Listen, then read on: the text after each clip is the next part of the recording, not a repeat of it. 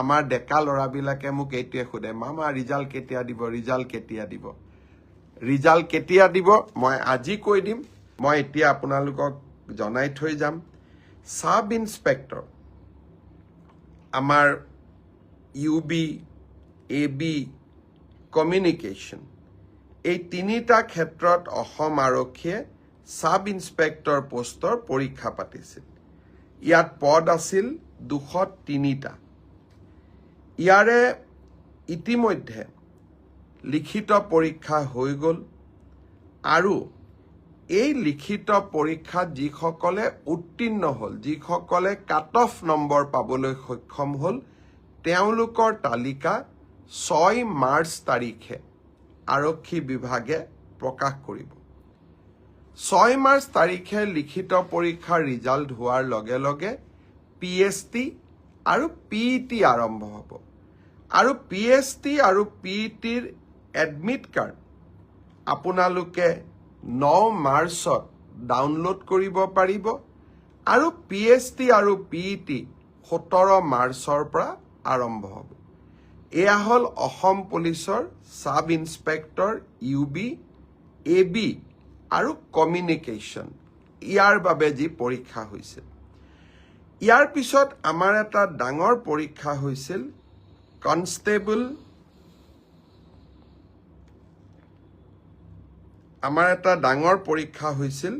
সেইটো হ'ল constable UB, constable AB, constable communication আৰু sub officer fire and emergency service.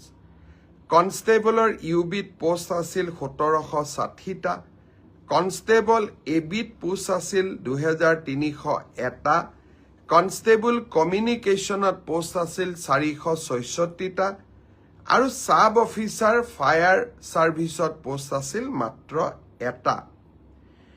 এই গোটেই পৰীক্ষাটোৰ ইতিমধ্যে PST আৰু PET কমপ্লিট হ'ল। এই পৰীক্ষাটোৰ যিসকলে PST, PETত কোন পাছ কৰিলে, ইয়াৰে ৰিজাল্ট অসম আৰক্ষীয়ে 12 মাৰ্চ তাৰিখে ঘোষণা কৰিব। অৰ্থাৎ কনষ্টেবল UB, ABৰ পৰীক্ষাৰ প্ৰথম ৰিজাল্ট 12 মাৰ্চ তাৰিখে প্ৰকাশিত হ'ব।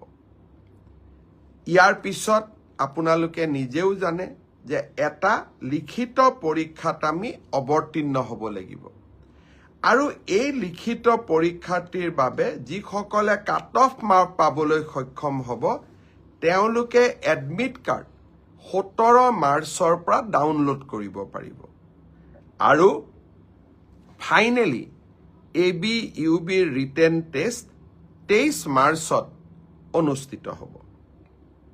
ইয়াৰ পিছত অসম আৰক্ষীত ড্ৰাইভাৰৰ 667টা পোষ্টৰ বাবে PST আৰু PET অনুষ্ঠিত হৈছিল। এই ড্ৰাইভাৰৰো PST, PETৰ পৰীক্ষাৰ ৰিজাল্ট অহা পৰহি দিনাখন অৰ্থাৎ 4 মাৰ্চ তাৰিখে অসম আৰক্ষীয়ে ঘোষণা কৰিব। ইয়াৰ পিছত স্বাভাৱিকভাৱে ড্ৰাইভিং টেষ্ট হ'ব আৰু ড্ৰাইভিং টেষ্টৰ পৰীক্ষাৰ বাবে এডমিট কাৰ্ডো 4 তাৰিখৰ পৰা লাভ কৰিব পাৰিব আৰু written test, driving test written পিছত হ'ব, প্ৰথমতে ড্ৰাইভিং হ'ব। ড্ৰাইভিং টেষ্ট 10 মাৰ্চত পৰা অনুষ্ঠিত হ'ব। অৰ্থাৎ 4 তাৰিখে PST, PET ৰিজাল্ট দিব, এডমিট কাৰ্ডো 4 তাৰিখে দিব আৰু 10 মাৰ্চৰ পৰা ড্ৰাইভিং টেষ্ট হ'ব আৰু ফাইনেলি ইয়াৰ পিছত এটা লিখিত পৰীক্ষাটো আমি এপিয়াৰ কৰিব লাগিব। এতিয়া মই আহিছোঁ কনষ্টেবল AB, CDO অৰ্থাৎ কামাণ্ডো বেটেলিয়ন এই ক্ষেত্ৰত। ইয়াত পোষ্ট খুব কম আছিল, মাত্ৰ 164টা পোষ্ট আছিল, 164। কাৰণ কামাণ্ডো বেটেলিয়নবিলাক নতুন বেটেলিয়ন, ইয়াত ভেকেঞ্চি অহাৰ এতিয়া প্ৰশ্নটো বহুত কম। কামাণ্ডো বেটেলিয়নৰ ৰিজাল্ট আমি আমাৰ কাট অফ মাৰ্কছ যিটো PST আৰু PETৰ যিটো কাট অফ মাৰ্ক তাক আমি 27 মাৰ্চ তাৰিখে ঘোষণা কৰিম। অৰ্থাৎ কামাণ্ডো বেটেলিয়নৰ 164 পদৰ বিপৰীতে আমাৰ যি ৰিজাল্ট হ'ব, কাট অফ মাৰ্কছ এনাউন্স হ'ব 27 মাৰ্চ।